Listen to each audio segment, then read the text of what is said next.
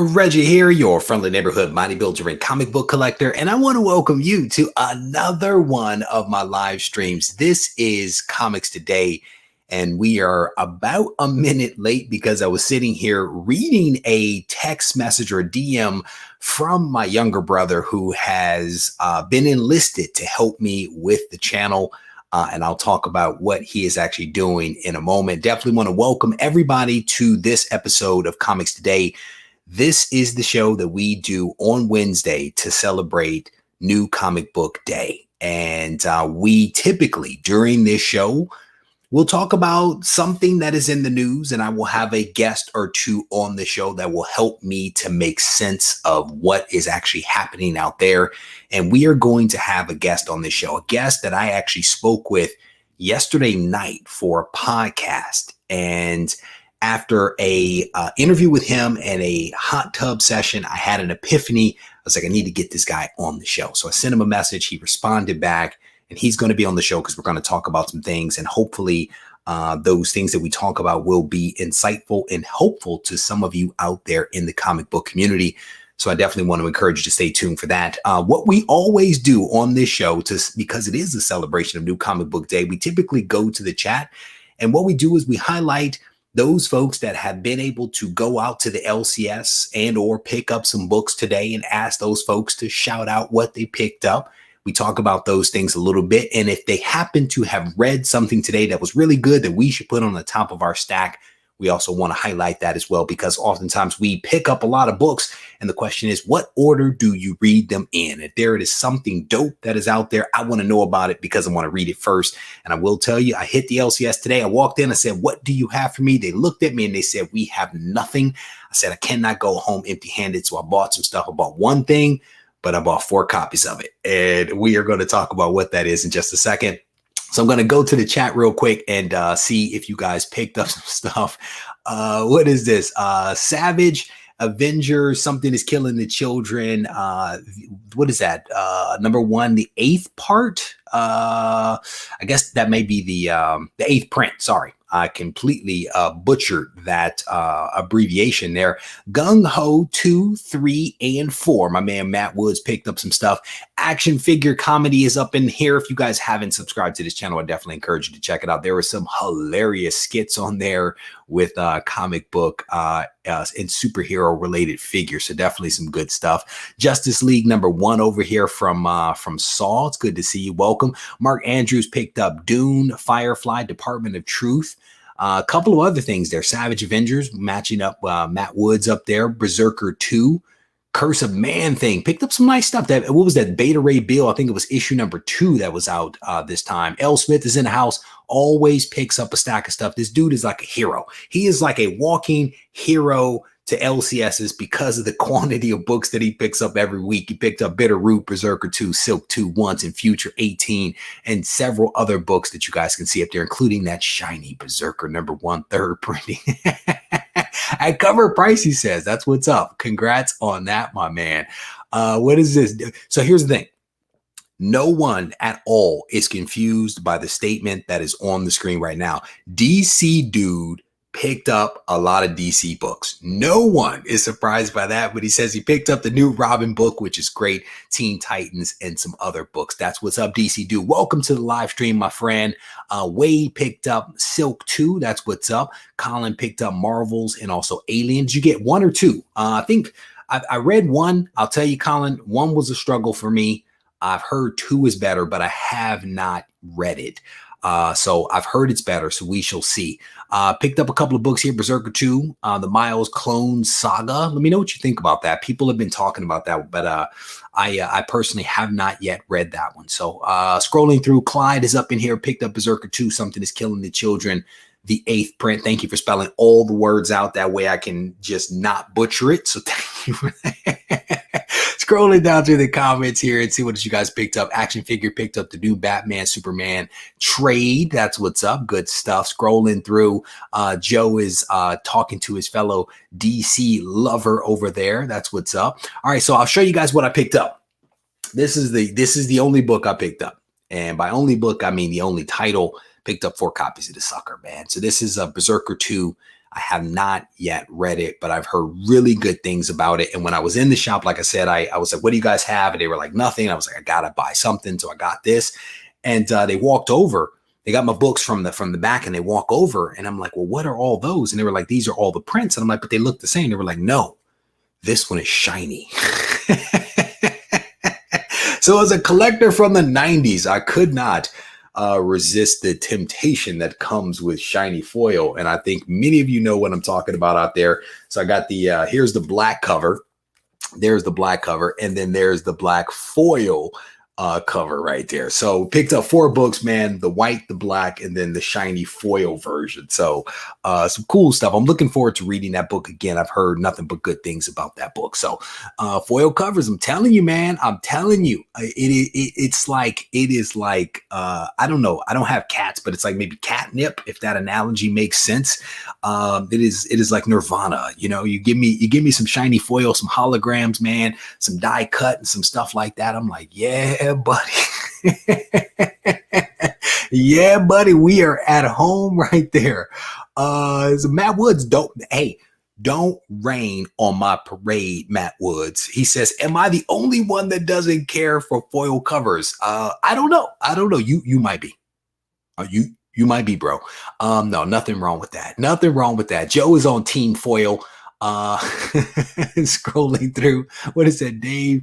No, but love anything shiny. That's what's up. Tina does love some shiny stuff, no doubt about that. DC Dude said, I wanted to get the 3rd print foil of Berserker, but my LCS didn't get it. I will tell you, there were some interesting prices out there, man. There were some interesting prices for some of those Berserker books that dropped. I saw them up on the shelf at the LCS, and I was like, man, I'm not gonna look at that shelf. I'm gonna look away from that shelf, because there was some nice stuff up there, but the prices were also they were there. They were not little numbers. So I decided to pass on some of those things. So Niall says, I still enjoy some foil covers. You can wrap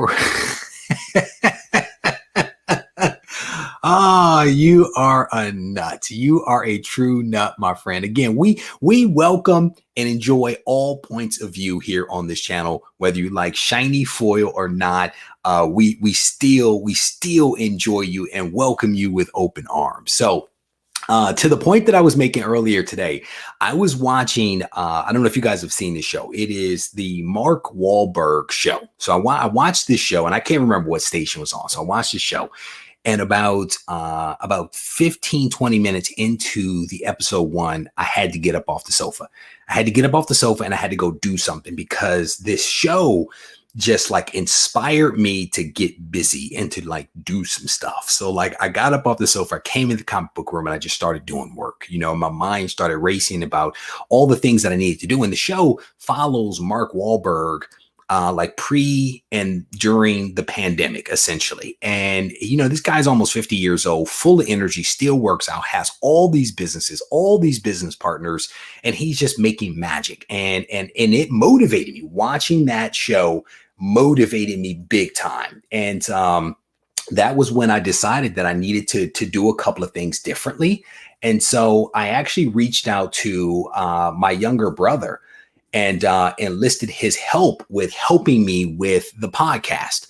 And so my brother, I think moving forward, is going to start helping me to put out the podcast on a regular and consistent basis. Fingers crossed. He gave me version 1. And I was like, well, that's better than what I was doing. It had music and some other stuff. I was like, this is cool. So he put it up yesterday, forgot to tell me about it until literally I was about to walk in the room, and he sent me the message, and I was reading it here. But the podcast is up. And I think it is available on all, like before, not just on Patreon. It is available on all the different podcasting platforms that are out there. So I'm looking at it right now, like on Spotify. It is literally like on Spotify, and it is something that I'm referencing now because it is the show that we did on whether a comic book crash was coming or not, where I think Doug and Alan were both on that show. It was a fantastic show. And so that is the very first one that my brother has put out there. Again, if you guys check it out on your favorite podcasting platforms, I have it on Spotify, but we also are on Podbean and Apple, and I think iHeartRadio and some other stuff. So check it out if you guys can. This podcast is a step in the direction of another goal that I'm actually working on. So hopefully you guys will be able to check it out. Shout out to my brother for hooking me up with this. And there are other things. There are other things that Mark Wahlberg inspired me to do that you guys will hear about in due time. So with that said, that actually brings me to our guest who is in the green room right now. As many of you recall, a few weeks ago, we started having conversations about comic book crashes, comic book corrections. We've been talking about this stuff at length, whether it's a crash or correction. What are the definitions of these things? Why are we seeing record-breaking prices? You know, what is the future holds, right? And so last night, as I alluded to, I had a wonderful conversation with a Go Collect blogger. And we started out talking about a comic, but very quickly started talking about the comic book market and some of these things that I just mentioned to you a few moments ago. And I was inspired by that conversation to have him back on the show to spend a little bit of time talking with us about, you know, his point of view, his perspective on the comic book market, and also potentially on things that people might be able to do to mitigate a correction of some sort. And so to that point, I actually want to welcome to the show here. How you doing, brother? It is good to see you. Already. Harry, it is good to see you, brother. Good to see you too, my friend. Hey, everybody. So you are a Go Collect blogger, and you have been writing for Go Collect for how long? For about 6 months now. So about 6 months. Not terribly long, but long enough that you've put some content out there, right? Yeah. I've been putting my articles out there, my thoughts. And then how long have you been collecting? Oh man, you know, that's probably since the 1980s. On and off, you know, but I started when I was really young, but I've been in and out, but I'd say the last 5 years, I've really been collecting, like, you know, hardcore. Oh yeah. I know hardcore. I know exactly what you meant. How it goes. What he meant was he's been spending a lot of money for the last 5 years. Yeah. All right, brother. So yesterday you and I had a great conversation, right? We started talking about a book, and I don't want to necessarily tell people what the book is because I want them to listen to the Go Collect podcast on Sunday. Right. But if it comes up, it comes up, right? But we were having a conversation, and our conversation segued into talking about the state of the comic book market. And I'm hoping you can take a couple of seconds here to provide people with maybe a quick snapshot of how you are thinking about and maybe viewing the comic market, and then we'll break it down from there. Yeah. All right. So, I mean, there's been a lot of discussion about what's causing all of this, right? And, you know, I've seen a lot of people say that it's the MCU, that there's new money coming in, and this is just the new normal. I haven't heard a single argument that has, you know, put me at ease to think that.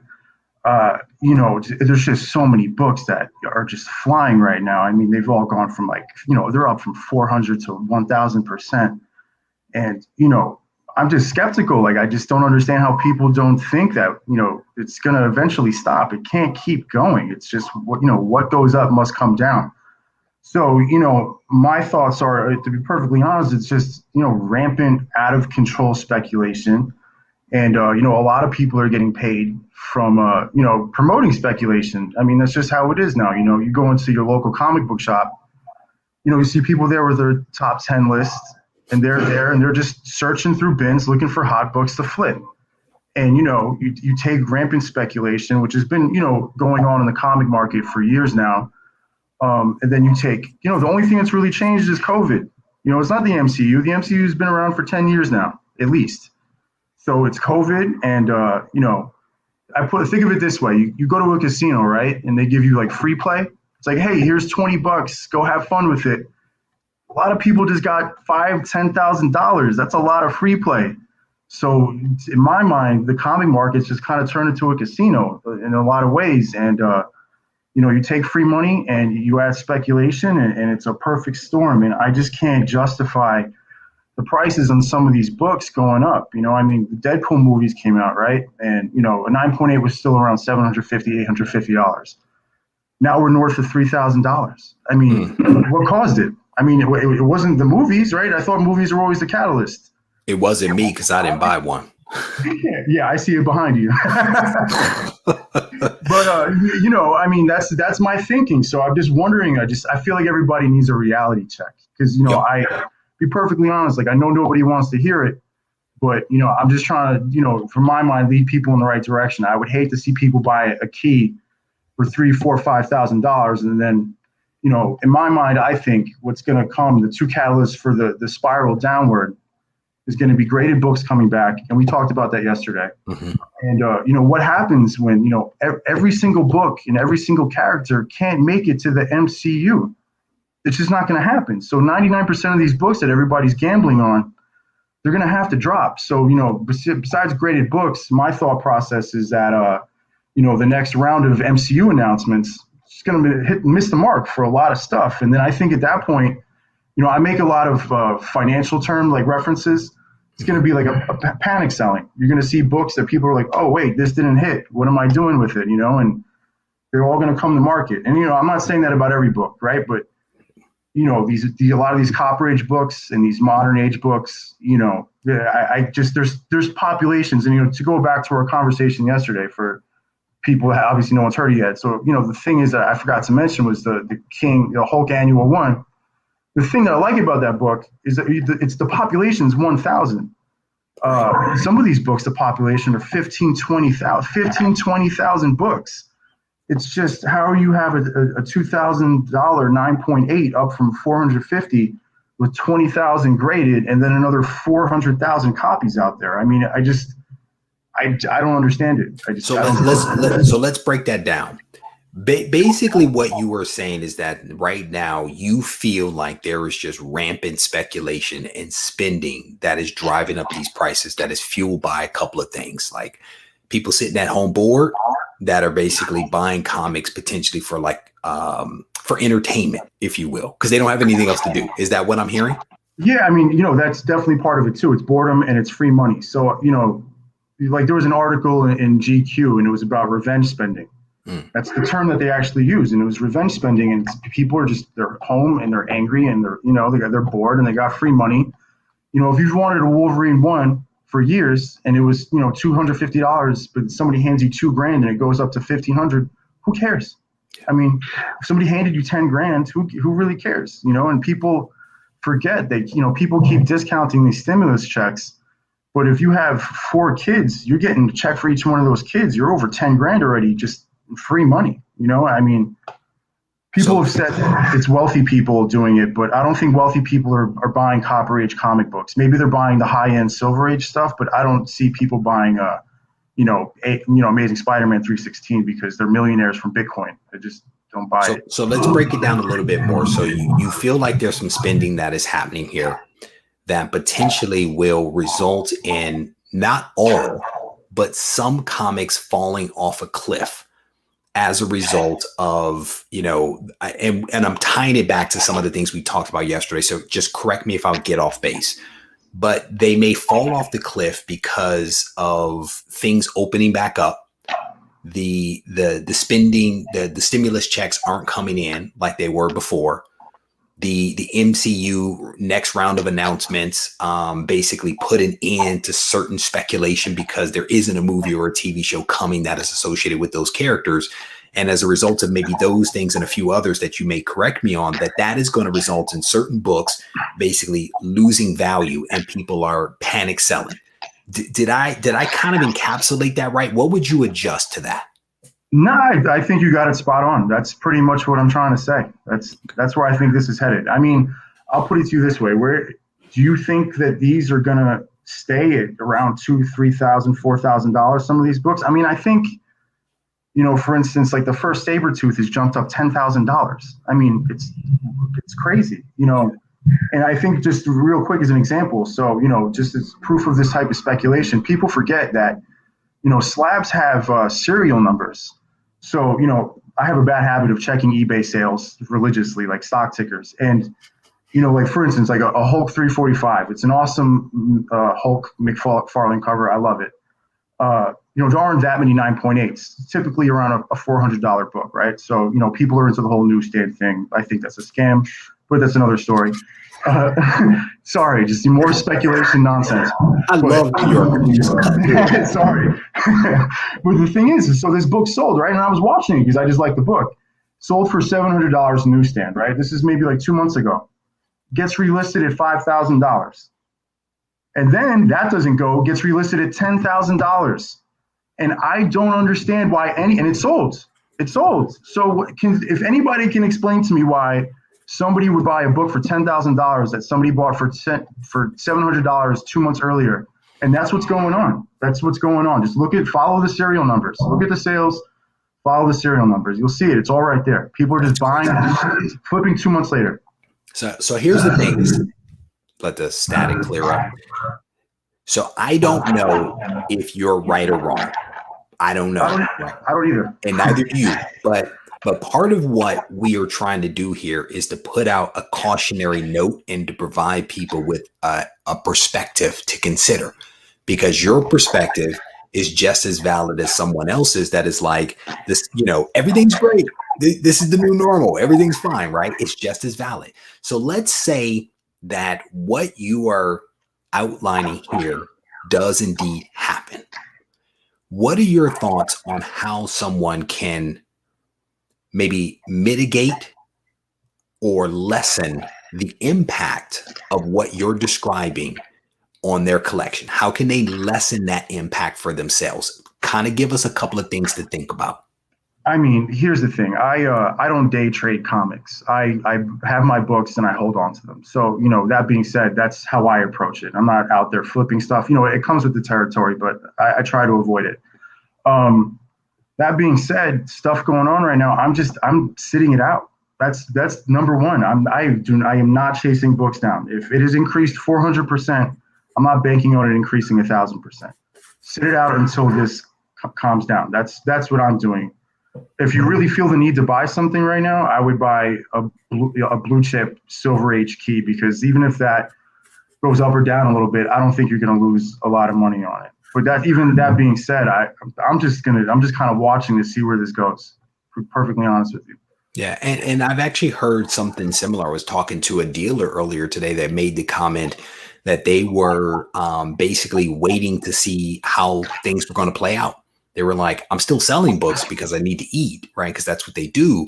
But they're not necessarily bringing in new inventory because they're waiting to see how things actually go, and so I want to dig into that a little bit. So what I heard you say is that you're basically sitting it out because you don't know which way the wind is going to blow, but you're also doing that because you already have your collection of books and you're holding on to them, right? And then you're saying that if people want to do something, that they could potentially buy blue chip Silver Age books, because potentially those books will weather the storm a little bit better. Weather it a little, and that's my word, weather the storm a little bit better versus what? Because not everyone is into silver. So I think if you can characterize what might be impacted more versus what you're describing as less, then that might help people to understand where else they might be able to look. Well, I think it comes down to, again, like supply and demand, right? So those Copper Age books, there's potentially hundreds of thousands of other candidates out there. So, that being said, also, I just want to say, like, if you have those books, it wouldn't be a bad time to sell them, buy them back when it drops back down. If you're a really big fan of Amazing Spider-Man 361, sell it for $1,500, and if it drops back to its original price of $450 or even $1,000, you're still making a profit, and you can put it into another book. Silver Age books, if you're not a fan, then just don't pick them up. But the thing that I like about them is that the population can't keep going up. There's a limited amount, so that's why I recommend them. Look at Silver Surfer. You're not going to see the population jump up another 2,000 in 6 months, possibly, or a year, or 2 years, or whatever it is. So that's why I recommend them. And I want to give a little bit of context, because what I heard you say yesterday was that there are certain books out there that are going up in value rapidly, that people have a ton of sitting in their bins, and that they are now sending those books into CGC, and eventually those books will come out of CGC and flood the market. Unlike Silver Age books, where you're saying that there's less of a likelihood that someone is sitting on a massive stockpile of those books, like Amazing Spider-Man 316, for example. Is that a fair statement to make? Yeah, absolutely. So, just as an example, yesterday I was looking at an eBay auction, and this is the typical 90s, right? It's Batman 497, Breaking of the Bat. there's an auction up right now for 20 copies. You're just not going to see that with Silver Age books. Even like I wrote an article months back. I suggest everybody check it out about Darkhawk. Listen, these are my favorite books. Wait a minute. Wait, whoa. If you're about to say something bad about Darkhawk, I would never. I love Darkhawk, man. I grew up in the 90s too. Like, I love Darkhawk. It pains me to say all of this stuff. That's the thing. I'm like, this isn't in my best interest. It hurts. I love Darkhawk, but like, come on, it's Darkhawk. Like, I saw a picture of a guy with slabs. I think it was 10 9.8s. He's been waiting for this moment, waiting. People have been waiting for this. This is a dollar bin book. Now you're getting $400, $450, and in a 9.8, it's, you can't justify it, man. It's his 30th anniversary, bro. Come on. Oh, he's gonna be in the MCU too, man. Everyone. Everybody knows he's coming to the MCU. He has a toy out. Exactly. All right, yes. So again, man, I want to thank you for coming on the show, for sharing your perspective, because the reality is that none of us know what the future holds, right? And I think that it would be, I think that it's important for us to try to provide people with different points of view, because we don't know who's going to be right. And we want to make sure that people have information. And to your point, you're not saying this because, you're like anti-comic, right? You love comics, and you're saying this because it's almost a cautionary note for people to at least consider that things won't be as rosy in the future as maybe they are now. As I get ready to wrap up here with you, like, what are your parting thoughts for people along the lines of what we've discussed tonight? Just watch what you buy.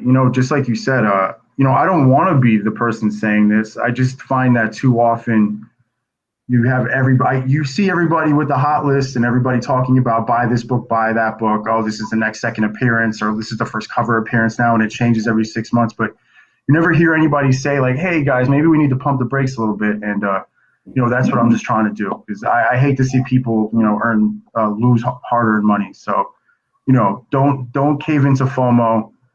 Do your due diligence. Know your CGC populations, know your print runs before you make these decisions, and good luck. Happy hunting. Excellent. Thank you, brother. And then where can people find you online? If they want to check out some of your content? Just check me out on Go Collect. Hit me up. Come in the comment section. I'm happy to do some back and forth with everybody. So you see me there. It's been a pleasure, brother. Hey, thank you, man. Take it easy, Reggie. All right, be well. So again, I had a fantastic conversation with that guy last night. And, his comment to me was that he didn't want to be Mr. Negative or Debbie Downer. But, he has a valid perspective that I think has to be considered. It has to be acknowledged. It has to be heard. And then people can kind of make up their mind as to what they believe to be true. And so that's why I wanted him on the show to kind of share his perspective and his understanding. But to that point, there are multiple points of view. There are multiple perspectives, right? And so I actually have another good buddy here in the background. Doug, how you doing, brother? It's good to see you. Hey, Reggie, great to see you. So you were in the green room back there, man. You could hear the conversation. What is your takeaway from the first part of that conversation? If you had to like encapsulate it, what did you hear? I think there's starting to be some fear, that a lot of values of comics are inflating quickly, and there's valid reasons for some of that continuing, but the reality is all markets go through ups and downs, and when markets really blow up, there's oftentimes corrections to that. They can't go up forever. Otherwise there'd just be nonstop inflation, So because of that, I think there are people out there that are rightly cautious, and there are people starting to say, maybe now's a great time to sell, but maybe it's not the best time to buy. Yep. And what's interesting is that, he uttered the phrase, pump your brakes. And I've literally said that in videos. We have had these conversations consistently on the channel. And so again, this is not something unusual for us. This is like a continuation of a dialogue. And I literally have a series of videos coming out where it's like, is now the time to sell? If you're concerned about a comic book crash, here's 5 tips to consider. Like, I literally have these videos coming out because, again, you don't want to paint an overly optimistic picture for people. And you don't want us to say, you shouldn't have fears. You don't worry about it. It'll be fine. Like, you have to acknowledge this stuff, you know? And so to your point, or to the point that was just made by you, do you think that people are justified in having some fears? And if so, what are your thoughts as to how people may be able to mitigate or negate some of the downside effects that could be realized? Yeah, so I think the the funny thing about your question, are there valid fears? Yes, but probably the biggest or the most likely problems that could happen are for people who have no fear and think the values are going to go up forever. Okay, because there is the big risk. As far as mitigating the risk, I think, you know, the anything that you invest in, whether it's comics or the stock market or anything else, there are just some smart, simple things that you can do. And the first is never have money in to an investment that you have to get back out in the short run. Because if you do that, you're going to get yourself into trouble. The reality is, if you have money invested in comics and the value of those comics go down, you still own those comics. No one took them away from you. Just like the stock market. You know, if I have 1,000 shares of a certain stock and that stock loses 40, 50% of its value, if I don't have to sell, I still have the stock. So I can ride that out. Unless you did the wrong thing by using a credit card or by leveraging like rent and mortgage money you don't have to risk. So to your point, if this comic drops in value, I still have it. Yep. It'll be fine. If I don't have to sell, I'm good. But if I messed up and put my rent money on the table, or I'm using, you know, credit to get that $1,000 run up, I'm in trouble. Fair? Absolutely. Yeah. Yep. And I actually heard, I'm not going to mention the name, I don't even recall it, but I saw a YouTube video recently where someone was talking about the insane prices. And the person said, and I think they were serious, I'm giving some serious thought to taking out a home equity loan, buying up a bunch of Silver Age keys, holding them and flipping them in 3 months. That's the sort of thing, like, that's just gambling. And you might win that bet, but you might lose big time on that bet. And that's the number one risk to me, is people who don't understand that this can go down and therefore are using money that they can't allow to be, or that can't stay tied up for them. That's the real risk in all this. So that's the number one thing. If you don't do that, you don't lose. You might have to sit for a while on books, but you're not losing the books. I think we've already talked a bit about diversifying your holdings. You know, that's always good. Having, you know, not all your money in one thing that could drop. If all your money's in Dark Horse and Dark Horse drops, you know, there's a problem there. But I think the other thing, you and I talked about this in the first video with Alan. I apologize. That's my dog barking in the background. Oh, we all know it's your dog, Doug. And no one else in the house is doing anything about it. But that's okay. So sorry for the snort. That just got me. That got me. Go ahead, brother. You're on a roll. You're on a roll. Forget the dog. No one's caring about the dog. You know, I think the thing we have to remember is, if there's a correction or if prices drop and you're a comic book collector, that means you're going to be able to get some good deals if you have some resources set aside. So you can take advantage of it, just like when the stock market has a crash or a correction. If you are a stock market investor and the market tanks or drops severely, it is not the time to sell it, but it is absolutely the time to buy.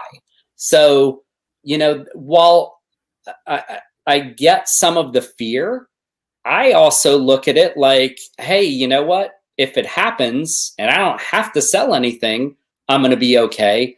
Oh, and by the way, if I've been wise and maybe didn't buy at the height and I've held on to some resources, I can take advantage when the market's down.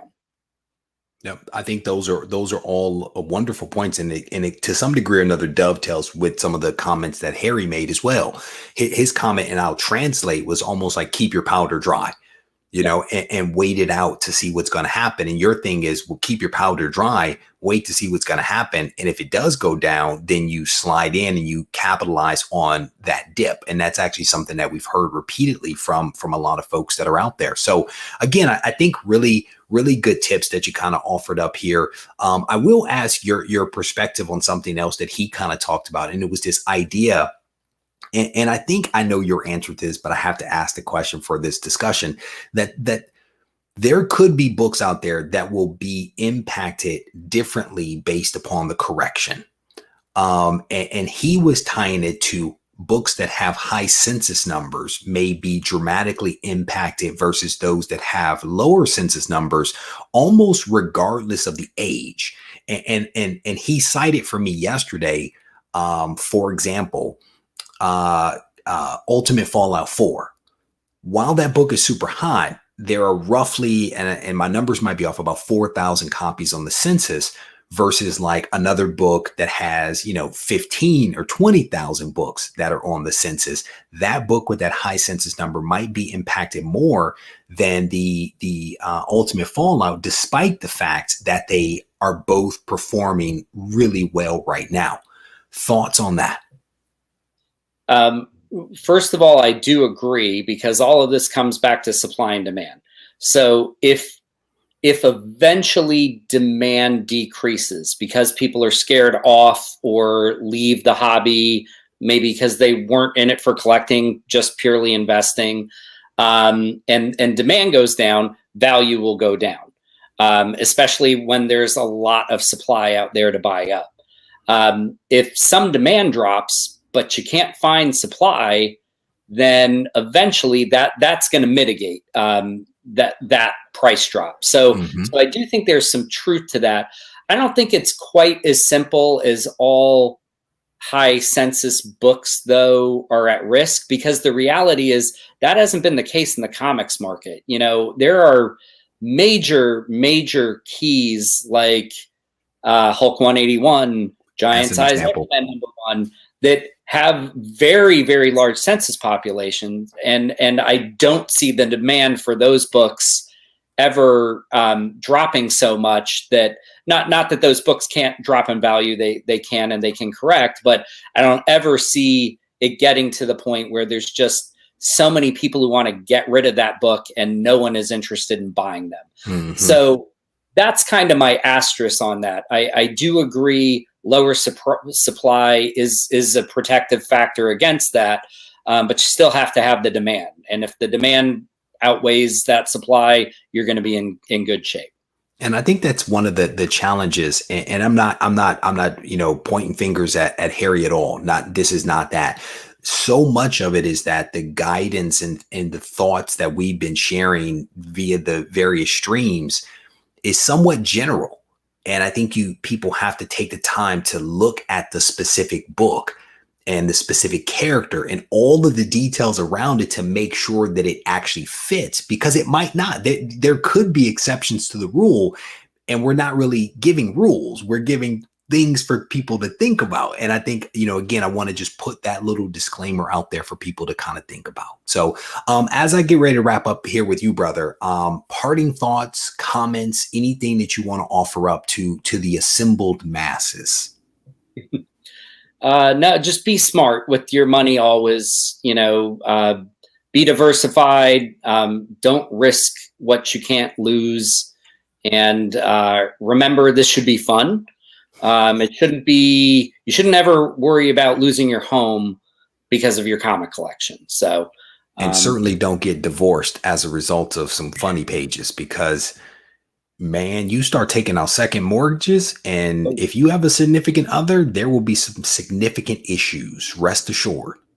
Yeah, they say happy wife, happy life, and unhappy can go the other way on that. You start messing with her security, and you will get jacked up.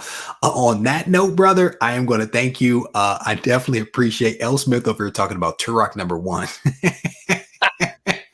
Doug, it is always good to see you, brother. If you guys haven't checked out his blog post, I definitely want to encourage you guys to check that out. I think I released that earlier today, so make sure you check that out on regiecollects.com. As always, it is a pleasure to see you, and thank you for sharing your thoughts with us. Take care, Reggie. I absolutely love that guy. I really do. I talk to him a healthy amount, and I enjoy his perspective. And I don't know whether it's the beard or the calm voice. It always just makes me feel better whenever I talk to Doug. But hopefully you all enjoyed this conversation, right? The whole thing that I'm trying to do here is to provide people with a little bit of a perspective and to represent the fact that people have different thoughts and different ways to kind of interpret the exact same thing. And as you kind of saw, they had a lot of similarities in their thoughts, but there was also some divergent thoughts that each one of them had as well, and different yet complementary recommendations as to what you should do. And at the end of the day, you have to look at what is happening, and you have to decide for yourself what is in your best interest to actually do. And sometimes keeping your powder dry might be the best thing. The other thing I will say to you is that there is nothing wrong with buying comics if you're getting a good deal. And catching a brick at any time is always a bad thing. But there are still deals to be had depending upon where and how you're buying. If you're going to eBay, that might be not the best place. If you're buying from some private person, somebody selling off a collection, if you're buying from an antique store, if you're buying from these alternative places, then potentially you are getting a good deal and you're not necessarily catching a brick. So I wanted to offer that up for folks as well. All right. So one of the other things that I wanted to do in this live stream is I actually wanted to give away some books, man. I put this up on the Instagram a few days ago, giving away another set of these books right here. This is Eden Sky. This is an indie book. The creator actually sent this 2 copies of 2 full sets of this over to me a few months ago. I've given away 1 set already. And so I did a random Instagram comment picker thing earlier today. So I want to show you guys who the winner of this thing is. And shout out to everybody that chose to participate, chose to share and to spread the word as to what this comic was all about, Eden Sky. So here is our winner, #Ketchum66666, which is not a good number, but you are the winner of the Eden Sky giveaway. You have to send me an email to Reggie@regiecollects.com, or if you send me a message on the Instagram machine, I will bundle this stuff up and get it sent out to you in a timely manner. And again, just trying to continue to support some of the indie creators out there. And to that point, let me show you guys this. As I do the bag dive, I used to be a rep. We call it the bag dive. When there's something you want to say to a doctor, you don't have it in your hand, you have to dive for it in your bag. I have a current giveaway right now for this one right here, Clan of the Devil on Instagram. We actually had Maurice, the creator of this, on the show a few weeks ago. He has printed at risk his comic. And he has a Kickstarter that is going on right now. I have donated money to his Kickstarter. And he's in Canada because he has the green frog tape. I only see that tape come out of Canada. But again, if you are on Instagram, check him out. I'm giving away, I think, 4 copies of his book. And then, he has his Kickstarter going on. So if you want to support an indie creator, there you go. Maurice, Clan of the Devil. All of this stuff is up on Instagram. So I want to continue to support these indie creators that are trying to make some magic happen and live their dreams. All right. So the last thing that I want to do here before I wrap up this live stream is that I actually want to share a quick announcement for you guys. A lot of people experience crazy hold times and website crashes trying to get their books submitted into CGC before the deadline. And so this was sent out earlier today. CGC has actually announced that first they've issued an apology for the fact that people experienced problems with the online submission form. And I think if I can find the section here really quickly, although we will not be extending the time for members to submit under the old rates, CGC members who completed their online submissions prior to April 28th will now have until June 28, 2021 for their submissions to be delivered to the facility and still qualify for the old rates. In other words, if your online submission was completed on April 27th, it will still qualify for the old rate as long as the package is delivered to CGC by June 28th. I do believe that date was previously May 28th, but they are now saying you have basically an extra month to get your books in to CGC. And they say, what is this? The recent surge in the popularity of collecting has created numerous available positions. So they're actively promoting to hire people here, get a sign-on bonus of $2,500. So shout out to them for giving people a little bit of extra time to get their stuff in to them in a timely manner and still qualify for those old rates. So let me go to the chat here real quick.